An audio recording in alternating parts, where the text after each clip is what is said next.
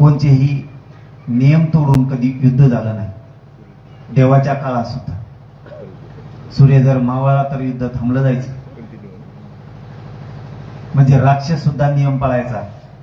ही पैदासच नेमकी कोणाची राक्षसाची सुद्धा नसावी, ही वेगळीच कोणाची तरी असावी. एखाद्याचं घर जर उजाडलं, एखाद्याच्या घरावरती एवढं मोठं संकट आलं, तरी जर तुम्ही त्या भाषेत बोलत असताना तर आम्ही सुद्धा मराठी एवढे कमजोर आणि कच्चे नाहीये. फक्त आम्ही संयमाने घेतोय, त्याचा गैरफायदा तू घेऊ नको.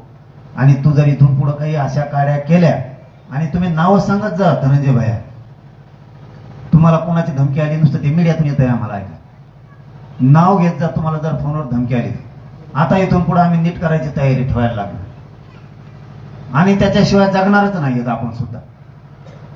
संतोष भैयाला खरा न्याय द्यायचा असला, त्यांच्या लेकरा बाळाला न्याय द्यायचा असला तर आपल्याला सुद्धा आता जसं असतं तर वागावंच लागणार. गप बसाव किती दिवस?